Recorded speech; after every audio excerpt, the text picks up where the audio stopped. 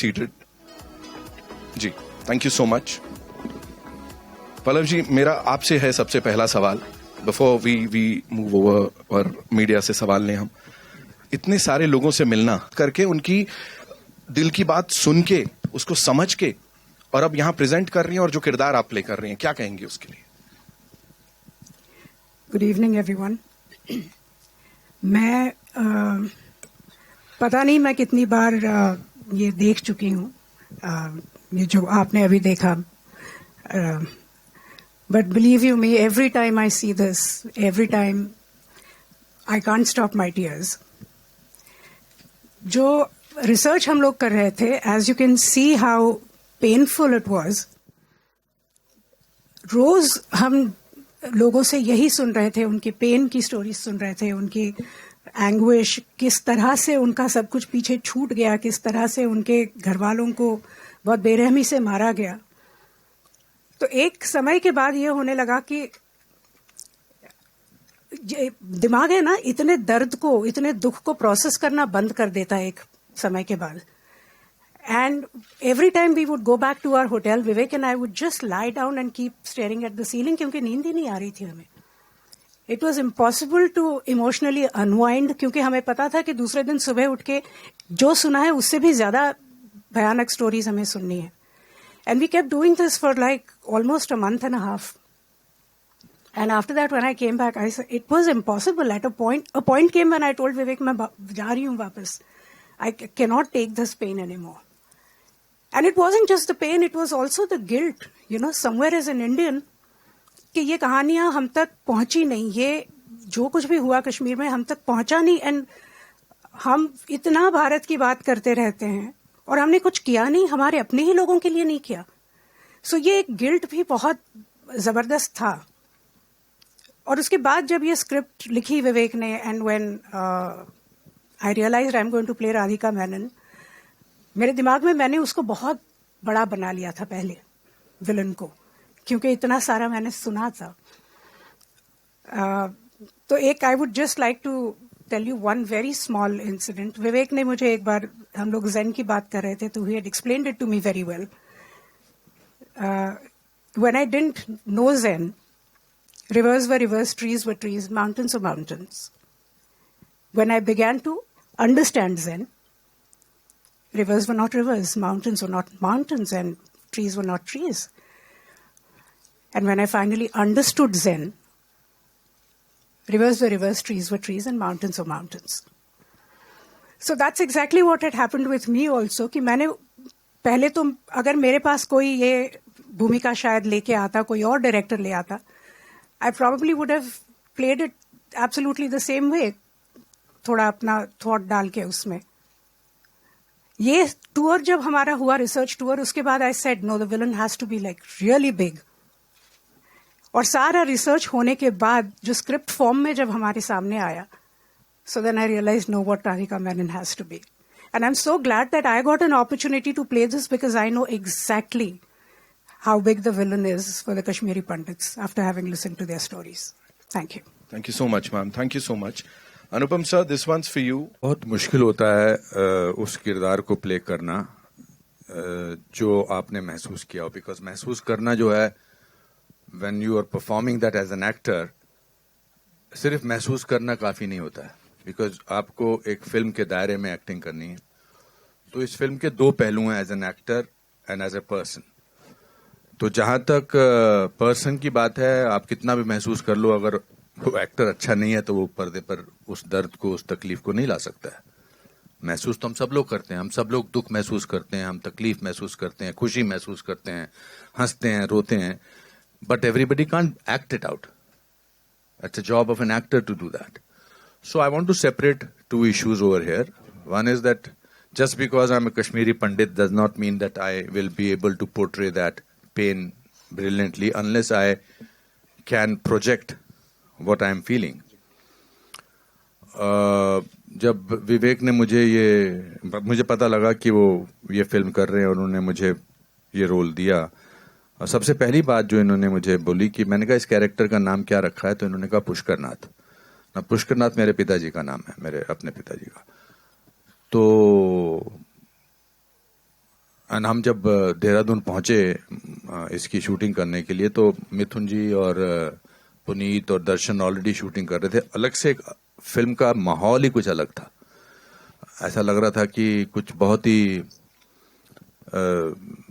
Important film बन रही है, क्या हो रहा है, क्या सिचुएशन है। हम तो बाहर से आए थे, फ्लाइट से ऐड किए थे, रास्ते में खाना वाना खा के गए थे।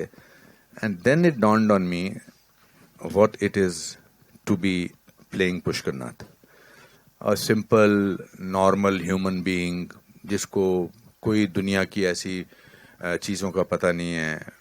I was representing a normal Kashmiri Pandit from Kashmir, which my father represented very well. And then it was difficult to do that role, because how do I separate the emotions of Anupam Kher from the emotions of actor Anupam Kher? What is real and what is acting? So from that point of view, it was one of the most difficult roles. He gets dementia, he does not know what is happening, he has to, and on top of it, I was doing scenes with Darshan, who was not on the same wavelength as a character of Pushkar Nath. So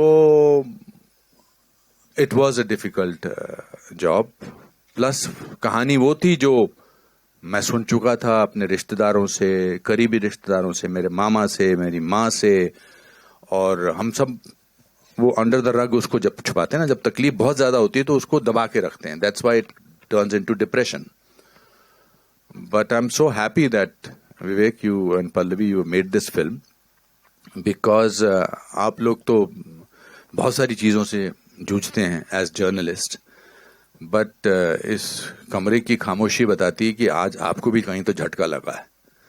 and that is the biggest achievement, I will say, of the film, because when pain reaches other people, then half the job is done. So I think this is what this film has done. Thank you so much. करूंगा, लेकिन ये हमारे लिए एक जीवन का मकसद, एक मिशन बन गया था, एक कहानी को बताना, और इसीलिए हम लोगों ने ये किया। जो मैं आपको बता रहा हूं, ये इस फिल्म के अचीवमेंट्स नहीं है, ये बात दर्शाता है जब आप एक सच्ची कहानी लोगों के पास जाएं तो उसका यूनिवर्सल रेजोनेंस होता है। And from India, from this Hindi film industry, we have achieved that. Thank you so much, Vivek sir. दर्शन भाई, this one's for you.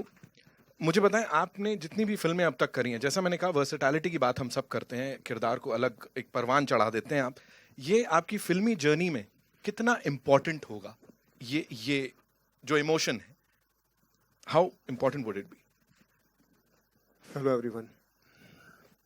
Actually मुझे याद है मेरी पहली मीटिंग पल्लवी मैम के साथ, जब उन्होंने मुझे यही वीडियोस दिखाए थे, और जैसे मैं अभी नम हो रहा हूँ वैसे ही था, मैं कुछ बोल नहीं पा रहा था वो वीडियोस देखने के बाद। फिर विवेक सर से मुलाकात हुई और उन्होंने मुझे स्क्रिप्ट दी फिल्म की, और स्क्रिप्ट पढ़ते वक्त भी मैंने सेम पेन और सफरिंग जो उन लोगों के साथ हुई, जो उन्होंने कैसे सरवाइव किया, वो सब इमेजिन किया, और वही फील हुआ वो दिन। और फिल्म खत्म होने के तकरीबन 2 हफ्ते और लगे होंगे मुझे इस कैरेक्टर से बाहर आने में, और हर नाइट का मैं बता सकता हूँ कि मैं अपने बिस्तर पे सो नहीं पाता था होटल रूम में, क्योंकि मुझे एज एन एक्टर मैं बैक स्टोरी तैयार करता हूँ, बैक स्टोरी तैयार करने में मुझे और वीडियोस देखने पड़ते थे और जानना पड़ता था। और एज मैं कॉलेज स्टूडेंट प्ले कर रहा हूँ कृष्णा पंडित, जिसकी रुचि पॉलिटिक्स में है, और वो बहुत कंफ्यूज है, उसको लाइफ में बहुत कुछ जानना है, सच्चाई जाननी है जो उसके सामने नहीं आती है, हर तरफ से अलग अलग रूप में उसके सामने आती है जिसको वो एक्सेप्ट नहीं कर पाता है। तो वो सब जानना, उस कैरेक्टर में जाना मेरे लिए बहुत बहुत डिफ़िकल्ट रहा। तो ये रोल मेरे लिए मोस्ट डिफ़िकल्ट रहा, बट मैं अपने आप को बहुत खुशकिस्मत मानता हूँ कि मुझे कृष्णा पंडित कैरेक्टर करने का मौका मिला, क्योंकि ये फिल्म नहीं है, ये एक रियल स्टोरी है, ये इमोशंस हैं लोगों के जो उनके साथ बीती है। एंड आई थिंक जब मैं आज रिव्यूज़ देख रहा हूँ जितने भी यूट्यूब पे या जहाँ पे भी अवेलेबल हैं, चाहे वो इंडियंस हों, पाकिस्तानी हों, चाहे वो यूएस से हों, यूरोप से हों, अफ्रीका से हों, हर आदमी इमोशनल था, हर आदमी कनेक्ट कर पा रहा था, क्योंकि ह्यूमैनिटी सबसे बड़ी चीज़ होती है। नहीं, ऐसा तो कुछ नहीं था कि देखिए बहुत ही ये कटु सत्य है जो जेनोसाइड हुआ, और दुर्भाग्यवश हमारे देश में किसी ने भी इसको खुलकर बोलने में हिम्मत नहीं की, ना पत्रकारों ने, ना मीडिया ने, गवर्नमेंट ने, किसी ने भी वो साथ नहीं दिया। जो 1990 की बात कर रहा हूँ था, तो जब हमें तो खैर पता था कि क्या हो रहा है, हमारे कुछ क्लोज दोस्त यार वहाँ पे थे। फिर जब विवेक और पल्लवी ने मुझसे कहा कि पुनीत जी हम चाहते हैं कि आप भी इस फिल्म का एक हिस्सा बनिए, तो इमीडिएटली मैंने यस कहा कि जी मैं करूँगा। और ये एक जो कटु सत्य है, ये यथार्थ है, तो इसे ऐसी बोल्ड सब्जेक्ट को बाहर लाना ये अपने आप में काबिल तारीफ बात है जो विवेक जी ने किया है। उन्होंने इस मुद्दे को उठाया, तो ये सराहनीय है, ये बहुत ही ब्रेव अटेम्प्ट है। और मैं ये चाहता हूं कि ये जो फिल्म है, ये जो सत्य है, ये हर दर्शक, हर हिंदुस्तानी, हर इंसान इसे जरूर देखे, ताकि पता चले कि हमारे देश में किस तरह एक मास जो मर्डर किए गए, जेनोसाइड किया गया, ये जो है ये सत्य सामने आना चाहिए, ताकि दोबारा ऐसा कभी भी हिंदुस्तान में ना हो। बिल्कुल, थैंक यू। को इंसानों को जोड़ता है आपस में, वो है कल्चर। बिना कल्चर के हम जानवर हैं, हमें कल्चर जोड़ता है। कैसे आप कहीं और से हैं, मैं कहीं और से हूं, आप कहीं और से हैं, लेकिन जब हम खाना खाने बैठते हैं तो हम एक हो जाते हैं। हम जब खाना शेयर करते हैं या हम गाने गाते हैं साथ में, या कपड़ों को लेके, त्योहारों को लेके, म्यूजिक से, आर्ट से, कहानियों से, लिटरेचर से, ड्रामा से, फिल्मों से, हम क्यों ओटीटी और फिल्मों का एक्सपीरियंस अलग है। फिल्म जब हम 300-400 लोग एक साथ बैठ के देखते हैं तो एक साथ हंसते हैं, एक साथ रोते हैं, एक साथ उठ के चले जाते हैं। तो ये कल्चर जो है वो इंसान को जोड़ता है। अब एक बहुत बड़ी समस्या ये हो गई कि कश्मीर में आज कल्चर के नाम पे कुछ बचा नहीं है, एक मोनोटोनिक चीज है, कोई डाइवर्सिटी। कश्मीर इतना डाइवर्स था, भारत से जगह जगह से, केरला से, बंगाल से, सब जगह से लोग वहां गए थे और वहां रिसर्च करके सब अल्टीमेटली पंडित, जिनको आज बोलते हैं पंडित मतलब the highest intellectuals and the scholars of a subject, तो वहां पे पंडितों का एक समूह बना और वो इंडिया का जितना भी रिसर्च है, 90% से ज्यादा जो इंडिया का रिसर्च है सारा वहां हुआ। इतनी डाइवर्सिटी थी। आज डाइवर्सिटी नहीं है, जीरो डाइवर्सिटी है। वहां म्यूजिक नहीं है, आर्ट नहीं है, लिटरेचर नहीं, खाने में डाइवर्सिटी नहीं है। मैंने खाने के बारे में एक ट्वीट किया था, मैं वेजिटेरियन हूं तो नहीं मिल रहा था, तो मैंने कहा भाई अब नया जो कश्मीर बन रहा है इसमें वेजिटेरियन खाना भी मिलना चाहिए। तो उन्होंने फतवा इशू कर दिया मेरे नाम पे। उन्होंने कहा आप कौन होते हैं हमारे खाने के बारे में बोलने वाले।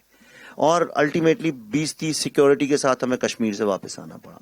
तो ना डाइवर्सिटी है, कुछ भी नहीं है।